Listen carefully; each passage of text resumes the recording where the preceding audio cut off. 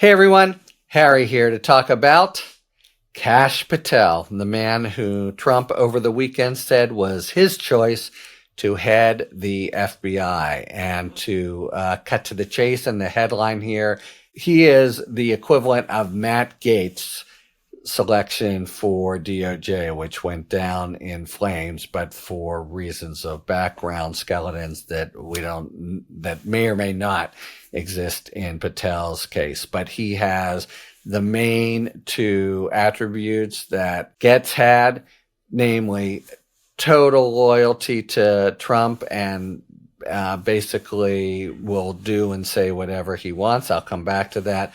And then really dramatic hostility to the agency that he would lead, and all kinds of nasty statements about it being the deep state, and he wants to move the headquarters out, and he wants to transfer functions from FBI officials to different agencies and lower levels, and he basically just wants to throttle the FBI. So you have to imagine that the rank and file FBI agents will be as horrified and angered, really, by this designation as DOJ folks were for Gaetz. All right, let me just break down the two big elements of the Patel file, as it were. So in terms of being a sycophant for Trump, he basically inserted himself in every big legal conflict, all in the criminal trials and even in the insurrection action, where people recall in Colorado wanted to disqualify Trump from running. And Patel made himself a useful witness in that proceeding. In Mar-a-Lago, he said famously that he saw Trump, heard Trump actually declassify all these documents as he was leaving the White House or right after. It was a far-fetched story. And then he was called to testify, and surprise, surprise, he took the Fifth Amendment. He then got some immunity and testified, but we don't know all that he said.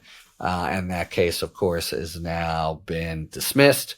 But he has really basically been whatever Trump needs, just let me know. And that's how he came to Trump's attention. It was actually back in the days of the Mueller investigation, when he wrote a memo trashing the DOJ for its obtaining a warrant to listen in the conversation of a Trump campaign official, and he assailed it in 18 different ways, and that's how Trump came to see him as one of his fair-haired boys. So really, he is ready to do what Trump says. And then on the other side, on the FBI, he is a guy, by the way, maybe the most famous soundbite you're going to hear again and again. There was some suggestion of making him deputy director, number 2 guy at FBI, the first turnaround.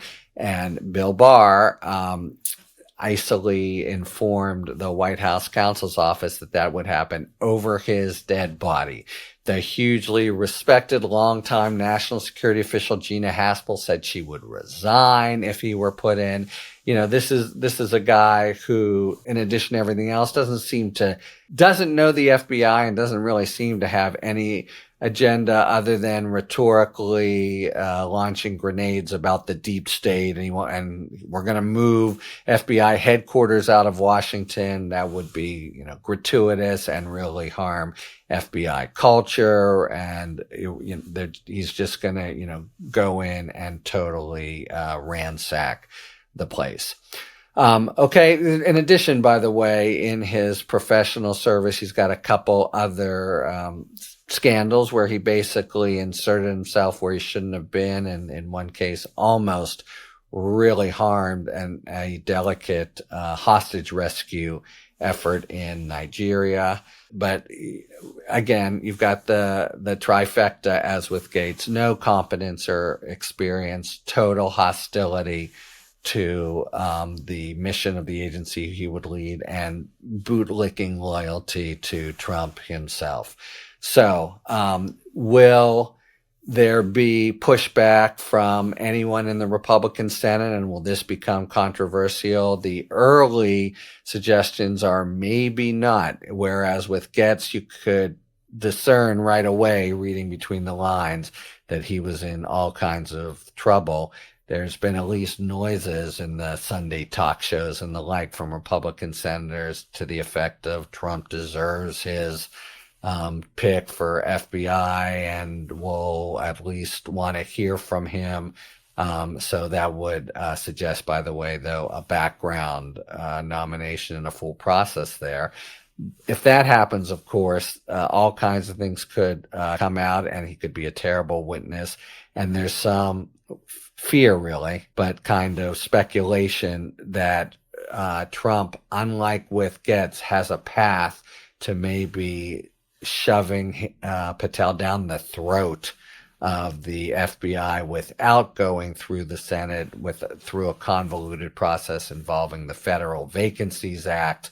That might be a way of essentially burrowing him in there, then firing current appointee Chris Wray, who's in the middle of his 10-year term or in year 7, but the president can fire him, and then elevating Patel without even getting Senate advice and consent. So more of the kind of anti-constitutional, I think you could say, practice that they were contemplating for Gaetz.